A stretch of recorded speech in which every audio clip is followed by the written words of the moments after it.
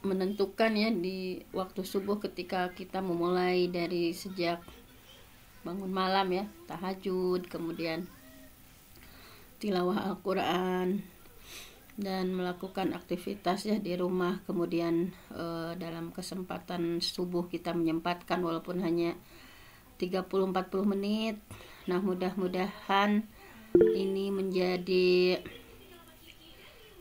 wasilah untuk kita semua semakin hari semakin menambah keberkahan ya. Kita awali dengan berdoa kepada Allah di setiap paginya sebagaimana yang Rasulullah lakukan. Allahumma inni as'aluka ilman nafi'a, kita memohon kepada Allah ilmu yang bermanfaat, wa rizqan thayyiba, dan rezeki yang baik, wa amalan mutaqabbala, dan amal yang diterima. Mudah-mudahan seluruh yang kita lakukan hayatuna kulluha ibadah, hidup kita seluruhnya ibadah ya, bahwa hayatuna seluruh kehidupan kita niatkan ibadah, sekalipun hanya makan ya, makan diniatkan ibadah, tidur diniatkan ibadah, semuanya untuk mencari ridha Allah, semuanya untuk dalam rangka mendekatkan diri kepada Allah Subhanahu wa taala. Baiklah, untuk hari ini kita akan sama-sama membahas harusnya Riyadhus Shalihin ya, tapi kata saya diselang-selang supaya nggak bosan. Makanya dalam kesempatan kali ini ada salah satu buku ya yang bagus. Nah, ini bentar.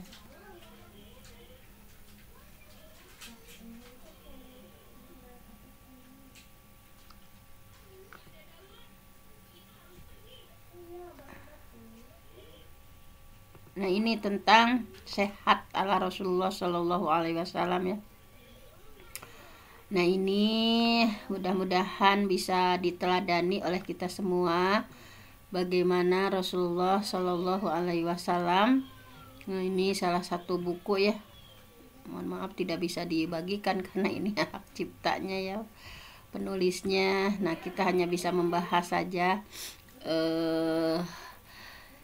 bagaimana menjaga kesehatan ya Rasulullah Shallallahu Alaihi Wasallam, sehat ala Rasulullah ya. Nah, mulai dari tadi di sini dibahas ya bagaimana secara global dalam buku ini dibahas Rasulullah, polanya ya, pola dan menu makannya, baik itu sarapan apa saja yang dimakan Rasul, makan siangnya ya, makan malamnya, kemudian olahraga ala Rasulullah ya, dari mulai jalan kaki, lari, gulat ya, tombak ya, bermain tombak, berkuda, memanah, berenang, berburu ya, sholat juga bagian dari olahraga ya, karena ada gerakan fisik juga. Nah, di sini kemudian bagaimana Rasulullah mengatur makan itu tidak terlalu banyak, sepertiga makan, sepertiga minum, sepertiga bernafas. Kemudian makanan-makanan kesukaan Rasulullah ya, ada kurma, anggur, madu, susu, labu ya, buah tin, minyak zaitun, sayuran. Kenapa Rasulullah sebagai presiden, juga sebagai pemuka agama, juga negara juga ya, pemimpin negara, begitu sibuk Rasulullah tetapi tetap segar bugar ya. Kita contoh apa yang dilakukan Rasulullah. Nah, ini diantaranya selain secara fisik ya, makanan, tetapi ada juga hal-hal yang dianjurkan semacam ini ya, baca bismillah dulu, kemudian makan makanan yang halal, makan dengan menggunakan tangan kanan ya, cuci tangan terlebih dahulu, kemudian tidak makan berlebih, tidak tidur setelah makan, kemudian bangun di sepertiga malam atau pokoknya sebelum subuh ya. Kemudian bagaimana Rasulullah berjalan kaki, menggosok gigi ya, siwak itu menjadi kebiasaan. Makan hanya menggunakan 3 jari ya, supaya tidak terlalu banyak. Kemudian minum 3 tegukan ya, nanti kita akan lihat hadis-hadisnya. Kemudian tidak meniup makanan dan minuman. Terus kebiasaan menjilati jari ya setelah makan, yal akoha au yul ikoha, jadi Rasulullah itu menjilatinya atau dijilati ya. Kemudian ada saum, membaca Al-Quran. Kemudian hal yang tidak dianjurkan sini, hal-hal ya, mengkonsumsi minuman yang memabukkan, nah, begadang. Nah, ini bagi yang masih suka begadang ya, ini tidak tidak dianjurkan. Tidur di pagi hari ya, nah ini kita harus melawan hawa nafsu nih. Subuh pengennya itu tidur lagi misalnya, atau santai-santai dulu ya, tetapi kita lawan jihad an-nafs ya, melawan hawa nafsu kita, ya minimalnya dengan mengikuti ya kajian-kajian misalnya seperti yang kita lakukan. Alhamdulillah, udah nggak boleh makan minum sambil berdiri ya, la tashrobanna ahadukum qaiman, nggak boleh.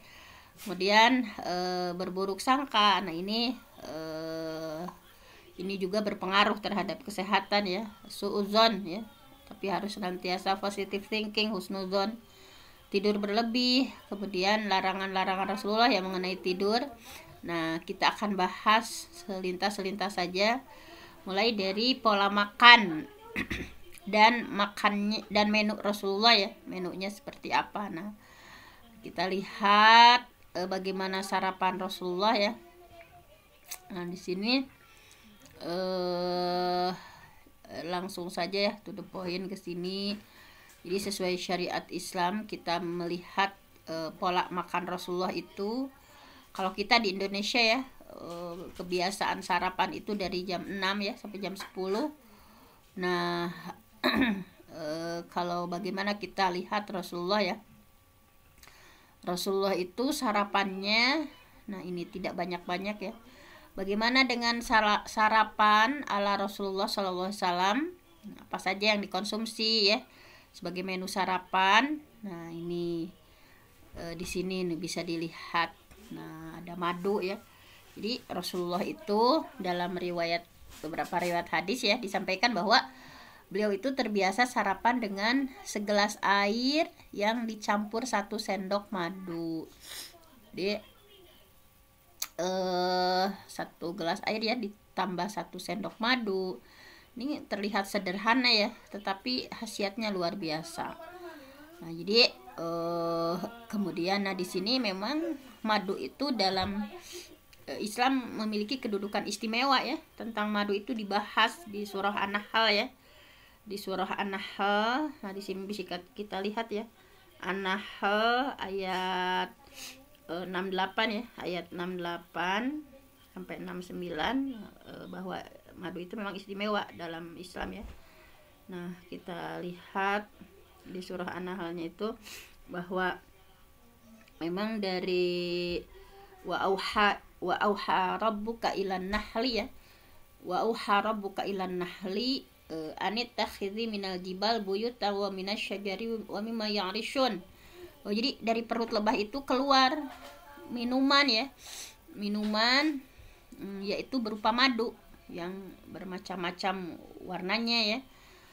Di dalamnya itu ada obat yang menyembuhkan bagi manusia. Jadi ada syifa ya, bahwa di sini syifa ulinnas, thumma kuli. Nah, thumma kuli, kemudian makanlah min kulli thamarat fasluki subula rabbik dzulula yakhruju min butuniha syarabun mukhtalifun. Jadi dari perut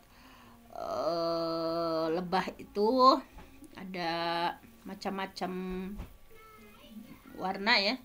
Syifaun linnas merupakan obat untuk manusia. Inna fi dzalika laayatan liqaumi yatafakkarun. Sesungguhnya pada yang demikian itu ada ayah ya, ada tanda-tanda kekuasaan Allah ya, liqaumi yatafakkarun, baik bagi kaum yang berpikir. Nah, jadi memang salah satu keistimewaan madu ya, betul-betul disampaikan dalam Al-Qur'an bahwa madu itu adalah syifaul linnas, obat untuk manusia. Sengaja Allah ciptakan madu ya. Nah, ini jadi disebutkan bahwa madu itu adalah syifa, obat. Nah, sini ya bahwa di sini dikuatkan, di Ibnu Abbas menyampaikan bahwa Rasulullah bersabda, kesembuhan itu bisa diperoleh dengan 3 cara. Nah, ini kesembuhan bisa diperoleh dengan 3 cara. Di antaranya dengan minum madu, kebiasaan Rasulullah ya meminum madu, kemudian bekam, hijamah ya, dan kai besi panas, dan aku melarang umatku menggunakan pengobatan dengan besi panas. Nah, dulu itu ada ya semacam alkai ya, dipanaskan besi kemudian diitukan ke ini ya. Tetapi di sini dari hadis ini Rasulullah, aku melarang umatku menggunakan pengobatan dengan besi panas. Jadi kalau kita konsisten ya minum madu, kemudian dibekam sesuai dengan yang disunahkan Rasulullah ya, tanggal-tanggalnya misalnya. Nah, itu akan menjaga kesehatan.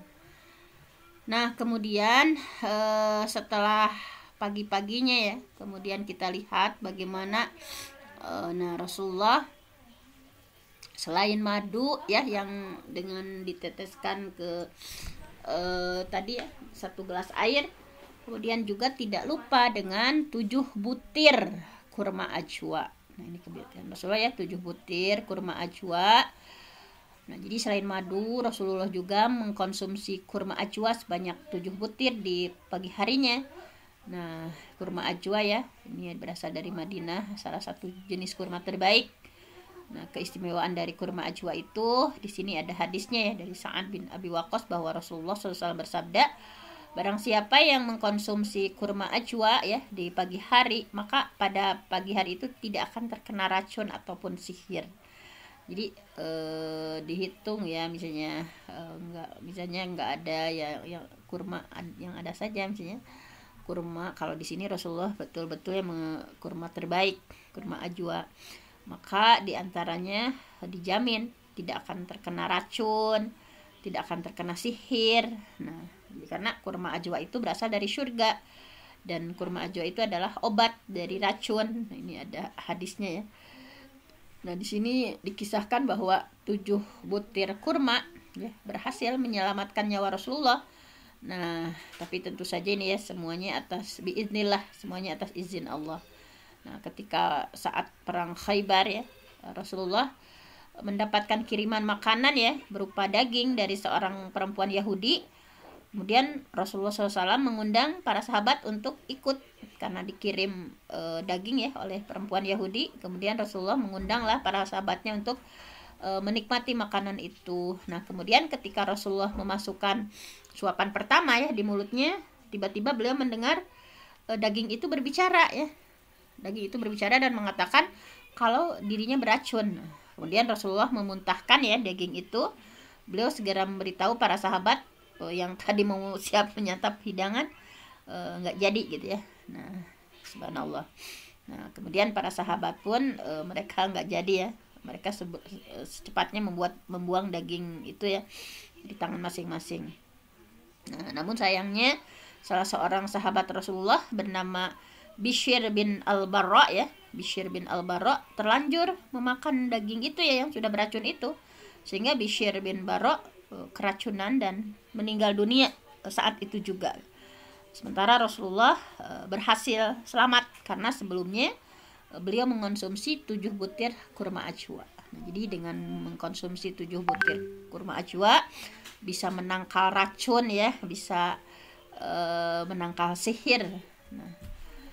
Nah, diantaranya langsung saja ya kita pada apalagi. Nah, makan siangnya nih, gimana Rasulullah makan siangnya? Nah, kita lihat bagaimana kebiasaan Rasulullah makan siang ya. Jadi setelah sarapan tadi di pagi hari Rasulullah baru kembali makan setelah melaksanakan sholat asar. Nah, kalau kita mah pagi ya jam 7, jam 10, jam duhur. Tapi kalau Rasulullah itu ngatur ya. Jadi baru makan siang itu setelah melakukan sholat asar. Nah, kemudian menunya apa? Menu makan siang Rasulullah sangat sederhana sekali ya, yaitu minyak zaitun, kemudian 2 tetes cuka ya, serta roti gandum kira-kira sebesar genggaman tangan, enggak banyak-banyak, sebesar genggaman tangan gitu ya. Nah, ternyata kombinasi dari minyak zaitun, cuka ya, dan rotinya bukan roti itu ya, tapi roti gandum. Nah, ini terbukti menguatkan tulang gitu ya, dan bisa menghancurkan kolesterol jahat ya, apalagi dari minyak zaitun ya. Kemudian mencegah kepikunan.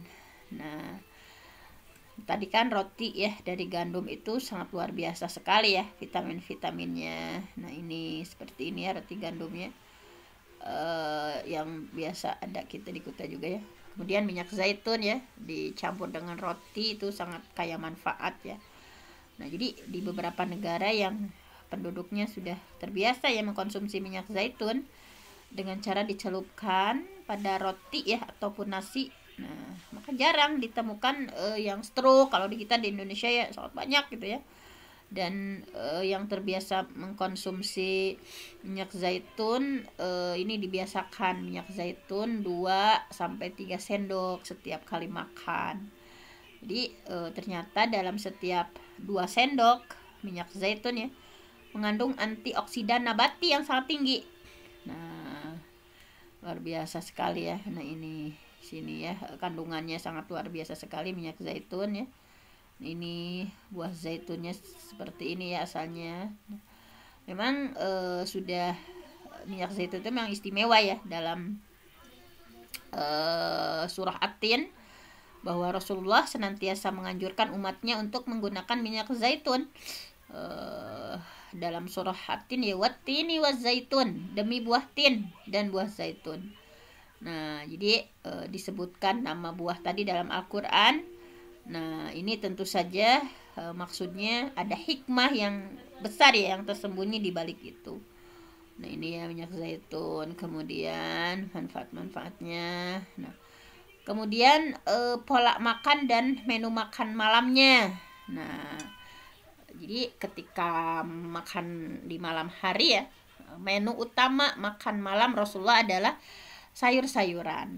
Nah, jadi Rasul itu mengatur ya, jadi pagi, kemudian setelah sholat asar, kemudian malam harinya menu utama Rasulullah itu sayur-sayuran. Nah, jadi di sini disampaikan bahwa Khalifah Umar bin Khattab mengatakan bahwa hendaknya perut manusia itu diisi dengan 10% makanan berasal dari hewan. Jadi nggak banyak-banyak ya hewaninya, 10% saja. 60% idealnya dari biji-bijian dan 30% dari sayuran dan buah-buahan. Jadi kenapa pada sehat ya? Jadi 10%-nya dari hewan itu nggak banyak-banyak, jadi 60% dari biji-bijian dan 30% dari buah-buahan. Nah, ini ya. Jadi dalam kisah yang lain disebutkan bahwa Rasulullah setelah mendirikan sholat isya ya dan sholat sunnah nawafil ya, sunnah rawatib, kemudian ditutup dengan witir. Nah, jadi Rasulullah itu memang sebelum tidur itu sholat ditutup dengan sholat witir ya. Kemudian beliau mengonsumsi sepotong roti gandum dengan segelas susu kental. Jadi roti gandum dan 1 gelas susu ya. Nah, jadi memang susu itu favorit Rasulullah ya, favorit Rasulullah. Nah, jadi sehingga di sini dalam sebuah penelitian dibuktikan bahwa segelas susu kental ya ketika makan malam berguna untuk membersihkan sisa makanan yang ada pada usus besar. Nah, ternyata sunnah Rasulullah itu ya hikmahnya itu sangat agung, luar biasa sekali ya. Jadi sebelum tidur idealnya kita minum susu ya, karena tugasnya membersihkan sisa makanan yang ada di usus kita. Nah, seperti itu ya, luar biasa sekali. Rasulullah mengkonsumsi jenis makan lainnya ya, diantaranya yang disukai beliau adalah walaupun nggak rutin ya, diantaranya adalah farid. Farid itu adalah campuran antara roti dan daging yang diberi kuah ya, yang diberi kuah. Jadi kalau di kita mah kayak bubur ayam ya. Jadi Rasulullah suka ya memakan farid ya, campuran antara roti, bayangkan saja ya, campuran antara roti dan daging, kemudian ada kuahnya. Nah, tadi kayak bubur ayam, bayangkan. Kemudian Rasulullah juga menyukai buah yakutin atau labu ya, waluh pame di Sunda namanya. Rasulullah menyukai buah yakutin, labu manis ya. Dan ternyata setelah diteliti dari labu ini luar biasa manfaatnya ya, juga bisa mencegah penyakit gula. Nah, buah lain juga yang biasa beliau konsumsi adalah anggur. Nah, anggur ya, anggur, labu ya, kemudian hilbab ya. Nah, ini susu. Kemudian setelah mengkonsumsi makan malam, Rasulullah tidak langsung tidur. Ini juga bagian dari sunnah ya. Jadi setelah makan malam Rasulullah tidak langsung tidur, beliau melakukan berbagai macam aktivitas ya, supaya apa yang sudah dimakan itu dicerna dengan baik oleh tubuh. Nah, sehingga Rasulullah di sini bersabda, cairkan makanan kalian dengan berzikir kepada Allah dan sholat. Maksudnya setelah dimakan itu di aktivitas, cairkan makanan kalian dengan berzikir dan sholat, serta janganlah kalian langsung tidur setelah makan. Ada hadisnya ya, jangan langsung tidur setelah makan karena bisa membuat hati kalian menjadi keras. Nah, ini larangannya ya dari Rasulullah SAW. Jadi intinya secara global tadi ya, dari apa yang sudah disampaikan, bahwa panduan makan Rasulullah itu secara umum tadi, Rasulullah senang minum susu ya, karena susu itu luar biasa, kalsiumnya luar biasa ya, menjaga kesehatan gigi, tulang gitu ya. Kemudian ada beberapa hal yang harus diperhatikan ya ketika minum susu. Nah, jadi Rasulullah tidak pernah minum susu bersamaan dengan daging. Jadi jangan misalkan susu, daging, ikan dijeng-jengkan ya. Jadi Rasulullah tidak pernah minum susu berbarengan dengan daging, ayam ataupun ikan. Karena ternyata penelitian membuktikan bahwa ketika kedua jenis makanan ini dicampur ya, maka akan menyebabkan terjadinya reaksi biokimia, sehingga bisa menyebabkan penyakit dan membuat kerusakan di usus dan perut. Jadi jangan disatukan ketika minum susu. Kan semuanya protein ya, susu, kemudian ayam, kemudian ikan. Nah, ini kan bahwa daging ayam juga kan mengandung ion positif. Nah, sedangkan makanan laut mengandung ion negatif. Jadi jangan disatukan ketika makan itu ada ayam, ada ikan gitu ya. Ini seperti sepele, kalau kita namanya ikan iya, ayam iya gitu ya. Nah, tapi ikan di sini ikan laut ya, bukan ikan yang itu yang di apa? Kalau yang di bukan di laut, nah itu sama ya. Maksudnya kalau di sini ikannya ikan laut karena ikan laut mengandung ion negatif. Nah, kemudian Rasulullah juga melarang minum susu bersama cuka ya. Jadi, minum susu bersama cuka. Ya, karena bagi yang misalnya cuka apel atau cuka apa ya, karena ini bisa menghambat penyerapan protein susu. Nah, kemudian Rasulullah tidak mengkonsumsi ikan tadi ya, tidak mengkonsumsi ikan bersamaan dengan daging, telur dan daun selada. Nah, jadi di sini begitu apiknya Rasulullah. Jadi tidak mengkonsumsi di bersamaan daging, iya, ada telur, ada selada ya, ada ikan, karena pencampuran kedua jenis makanan beda alam ini bisa mengandung penyakit, bisa membahayakan kesehatan.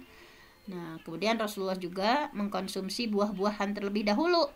Nah, kalau Rasulullah itu memang disunahkannya, tapi setelah sekarang diteliti ya, ternyata betul gitu ya. Ketika kita mengkonsumsi buah-buahan dulu kemudian baru nasi, nah itu adalah menyehatkan. Nah, ternyata Rasulullah juga mengkonsumsi buah-buahan dulu. Kebiasaannya adalah mengkonsumsi kalau kita ya langsung habak gitu ya, nasi dan lauk pauk baru buah. Ternyata ini tidak baik dampaknya ya, karena akan membuat perut menjadi kembung kalau makan dulu baru buah ya. Jadi dikonsumsi idealnya 15-30 menit sebelum makan berat. Jadi ada pemanasan dulu, makan yang buah-buahan dulu gitu ya. Kemudian Rasulullah terbiasa mengkonsumsi biji-bijian ya, seperti habah sauda ya. Habah sauda mah memang ada hadisnya juga ya. Syifa'un likulli dawa illal kecuali kematian ya. Bahwa habah sauda itu adalah obat dari semua penyakit kecuali kematian. Nah, biji-bijian yang Rasulullah biasa dimakan itu. Jadi memang Rasulullah itu semuanya makanan-makanan sehat ya. Kalau kita mah sekarang seblak, aduh. Rasulullah luar biasa sekali nih ya, sangat teratur. Habah sauda, barley, oats ya. Nah, ini oats juga bagus ya. Nah, kemudian Rasulullah juga suka memakan buah semangka. Nah, buah semangka ya, karena kandungan semangka ini dipercaya mampu mencegah dari berbagai macam penyakit. Kemudian Rasulullah juga senang mengkonsumsi mentimun. Nah, ini kita perlu ya tahu kebiasaan Rasulullah. Jadi semangka, mentimun.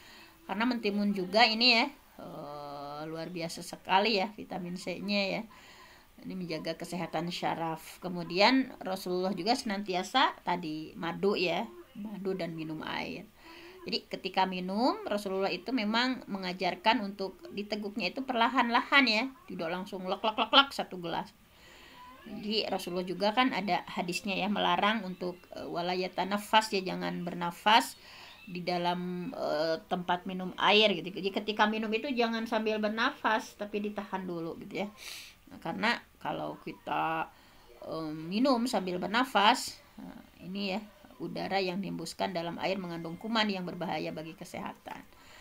Nah, kemudian kita lihat tadi ya, gimana nih olahraganya Rasulullah. Nah, dari mulai jalan kaki ya, jalan kaki, kemudian ini juga harus dibiasakan ya oleh kita. Kemudian berlari ya, Siti Aisyah, beliau sebagai istrinya memberikan testimoni ya, bahwa Rasulullah pernah mengajakku untuk lomba lari. Nah, saking romantisnya Rasulullah ya, lomba lari sama istrinya. Jadi Rasulullah pernah mengajakku lomba lari dan Nabi mendahuluiku, lalu aku mengejarnya dan berhasil mendahului beliau ya. Jadi Aisyah memenangkan perlombaan itu. Jadi untuk menyenangkan istrinya ya, luar biasa. Kemudian beberapa waktu kemudian ketika badanku sudah mulai gemuk, nah kata Siti Aisyah ya, ketika badanku sudah mulai gemuk, Rasulullah kembali mengajak lomba lari. Namun beliau berhasil mendahuluiku. Jadi yang menang saat itu Rasulullah. Kemudian Rasulullah berkata kepadaku, "Wahai Aisyah, nah ini nih balasanku atas kekalahanku yang dulu." Nih kata Rasulullah ya, subhanallah sekali ya dengan istrinya. Jadi ada kebiasaan-kebiasaan ya, berlari. Kemudian juga dalam kisah yang lain ya disebutkan bahwa salah seorang sahabat yaitu Salamah ya bercerita tentang salah seorang dari kaum Ansor yang sanggup berlari sangat cepat. Pokoknya sang pelari cepat dari Ansor ini kemudian menantang ya orang-orang untuk berlomba dengan menuju Madinah. Kemudian Salamah ingin menjawab tantangan tersebut. Nah, setelah mendapatkan izin dari Rasulullah, keduanya pun bertanding. Akhirnya Salamah memenangkan pertandingan itu ya dengan jarak yang tipis. Nah, jadi bahwa berlari itu olahraga yang cukup digemari ya di zaman Rasulullah.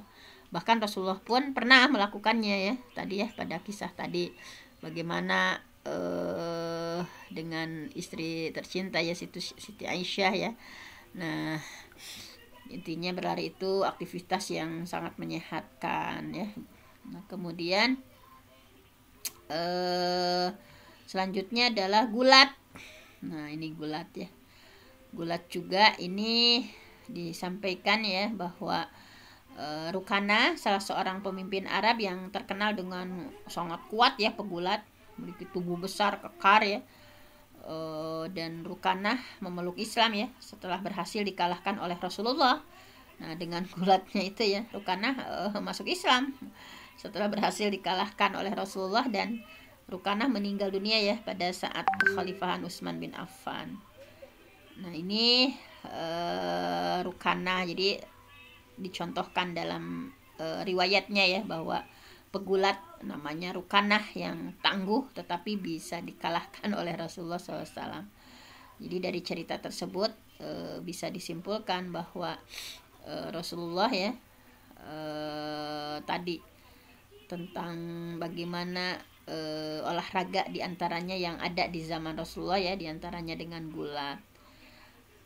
Nah, ini sampai hadiah-hadiahnya disampaikannya secara detail ya. Ini dari Ibnu Abbas dikisahkan bahwa Yazid bin Rukanah datang menemui Rasulullah ya dengan membawa 300 ekor domba dengan maksud menantang beliau bergulat. Nah, itu sampai seperti ini ya.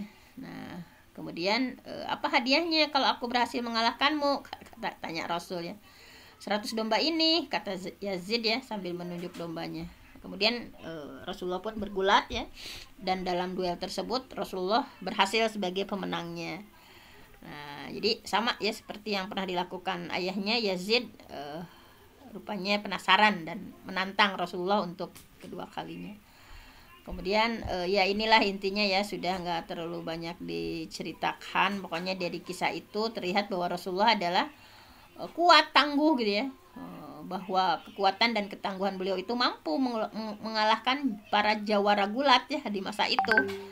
Nah, jadi memang innallaha yuhibbul abdal taqiyal khafiyya al ghaniyya. Jadi al mu'minul qawi ya, mukmin yang kuat khairun, lebih baik minal mu'minid dhaif, dari seorang mukmin yang lemah. Nah, jadi memang harus kuat dari sisi fisik, dari sisi mental.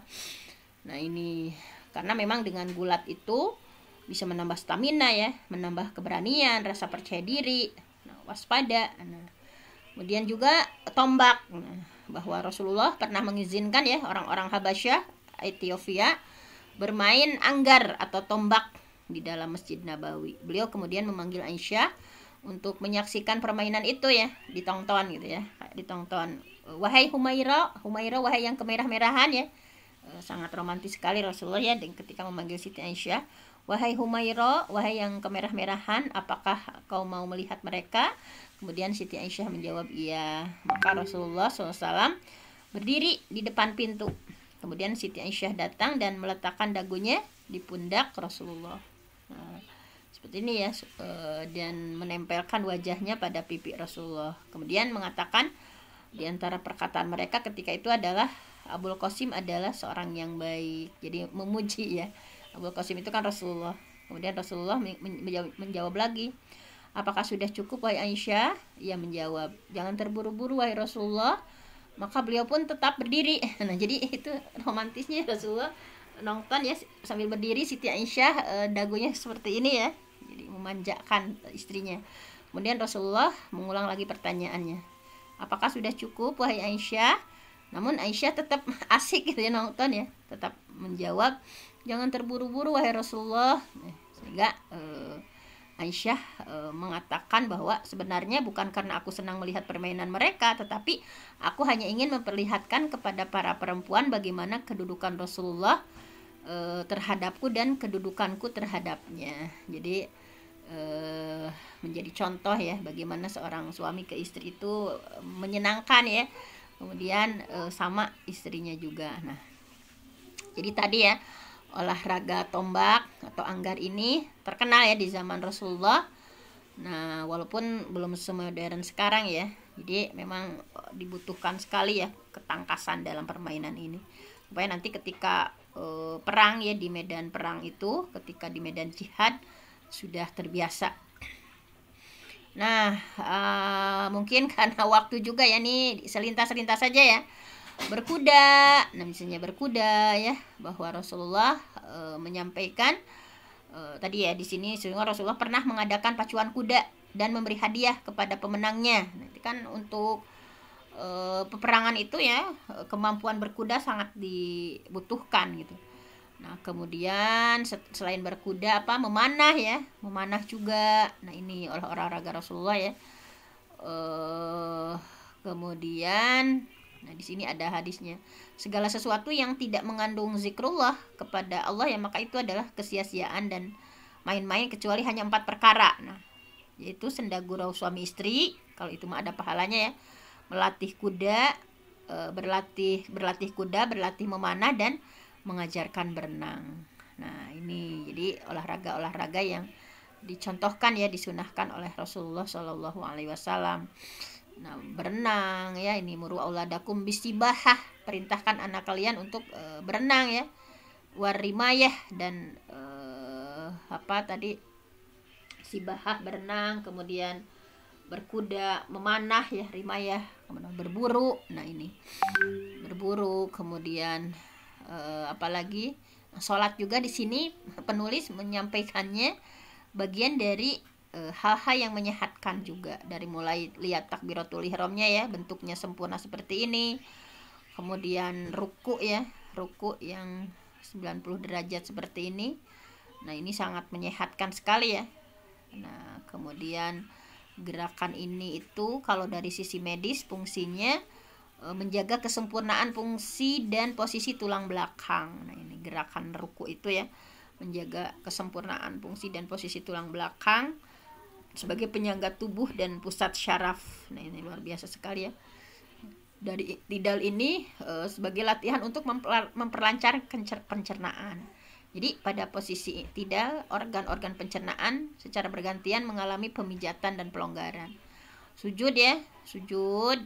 Nah ini sujud ini luar biasa sekali ya manfaatnya. Nah ini bahwa ketika sujud ya, apalagi perempuan nih, posisi pinggul dan pinggang itu otomatis berada lebih tinggi dari posisi kepala dan dada, sehingga otot-otot perut ya bisa berkontraksi lebih maksimal. Nah ini apalagi yang hamil ya, harus banyak sujud supaya lancar katanya. Nah ini banyak sekali keistimewaannya. Nah ini iftirash ya, iftirash juga. Nah posisi ini ketika duduk tawaruk ya, iftirash ini ketika tahiyat awal ya, luar biasa sekali fungsinya tuh, supaya tidak impoten ya, mencegah terjadinya impoten, kemudian kesehatan reproduksi ya. Nah kemudian banyak sekali ya manfaatnya. Nah ini salam ke kanan ke kiri juga ya, mencegah penyakit migrain ya, karena gerakan seperti ini untuk jalannya aliran darah yang sempurna. Nah zikir juga menjaga hati, selalu ingat sama Allah ya, sehingga tubuh itu bisa terhindar dari berbagai macam penyakit. Dan lain-lainnya silahkan saja ya dibaca ya di sini, bagaimana mengatur sepertiga makan, sepertiga minum, sepertiga untuk nafas. Kemudian selintas-selintasnya ini ya, adabnya ya, tentunya bismillah dulu, kemudian hamdalah, kemudian tadi menjilati ya, kayak jorok, padahal ini banyak sekali hikmahnya ya, menjilati atau dijilati. Kalau ada yang jatuh ya, dibersihkan kemudian dimakan. Tidak meniup dulu ya, kalau masih panas ya dihihidan gitu ya, jadi tidak meniup dulu makanan. Kemudian tidak melampaui batas ya, berlebihan saat makan. Kalau makan yang dekat dulu, kemudian mengutamakan orang tua ya, tidak melakukan sesuatu yang dianggap menjijikan ya, tidak mengawasi yang lain misalkan. Nah ini banyak sekali, ini tadi ya sudah dibahas makanan kesukaan Rasulullah, dari mulai kurma dan lain-lain ya. Anggur, kenapa anggur? Nah di sini dibahas ya, keistimewaan anggur apa saja, madu keistimewaannya apa saja ya. Kemudian susu, ini susu tadi ya, tidak ada satupun makanan yang bisa menggantikan makanan dan minuman melebihi susu. Ini keistimewaan susu dalam Islam itu luar biasa. Jadi ini tidak ada satupun makanan yang bisa menggantikan makanan dan minuman yang melebihi keistimewaan susu gitu ya. Jadi setelah minum susu, Rasulullah kemudian berkumur-kumur dan berdoa ya, sesungguhnya susu itu dan berkata sesungguhnya susu itu mengandung lemak. Nah ini banyak sekali ya makanan-makanan. Tuh labu nih, labu ya tadi sudah disampaikan. Nah di sini ya dalam surah As-Saffat, kemudian khasiat labu itu apa, buah tin ya. Kenapa ada watini wa zaitun, itu karena ada hikmah yang besar ya, ini az-zaitun. Nah luar biasa sekali. Kemudian sayuran-sayuran ya, wortel dan lain sebagainya. Nah mungkin belum semuanya terbahas ya, tetapi mudah-mudahan sebagaimana dalam ayat Al-Quran bahwa falyanzuril insanu ila ta'ami, hendaklah manusia itu memperhatikan apa yang dimakan gitu, dalam surah Abasa ya, falyanzuril insanu ila ta'ami, hendaklah kita memperhatikan makanannya, makanan yang kita makan, jadi jangan sembarangan. Itu sebagaimana yang diteladankan oleh Rasulullah. Mudah-mudahan sedikit demi sedikit kita juga bisa mencontoh ya hal-hal baik, berbagai hal dari Rasulullah SAW. Nah mungkin hanya itu saja yang bisa disampaikan hari ini. Mudah-mudahan tetap semangat untuk menjaga kebugaran tubuh ya, karena hayatuna kulluha ibadah, hidup kita adalah seluruhnya untuk ibadah. Makan kita ya diniatkan juga untuk beribadah, supaya kita kuat dalam melakukan berbagai ketaatan dan ibadah kepada Allah Subhanahu wa taala. Saya mohon ampun sama Allah, yang benar datangnya dari Allah, yang salah dari saya sendiri. Aqulu qouli hadza wa astaghfirullah li wa lakum. Assalamualaikum warahmatullahi wabarakatuh. Waalaikumsalam warahmatullahi wabarakatuh. Jazakillah khairan katsira Bunda Dr. Fenty atas materi pada hari ini. Semoga kita bisa mengamalkannya sehingga kita selalu sehat, sehingga bisa kuat beribadah dan senantiasa produktif di jalan Allah. Amin ya rabbal alamin. Bapak Ibu rahimakumullah, marilah bersama-sama kita akhiri dengan membaca istighfar 3 kali, doa kafaratul majlis dan hamdalah. Astaghfirullahalazim, astaghfirullahalazim, astaghfirullahalazim. Subhanakallahumma wa bihamdika asyhadu an la ilaha illa anta Astaghfiruka wa atubu ilaik. Walhamdulillahirabbil alamin. Kurang lebihnya mohon maaf. Jazakumullah khairan katsira. Barakallahu fiik. Assalamualaikum warahmatullahi wabarakatuh. Waalaikumsalam warahmatullahi wabarakatuh. Waalaikumsalam warahmatullahi wabarakatuh. Izinlah Bapak Ibu. Terima kasih atas kajiannya. Mohon izin, Lek. Sama-sama Bunda.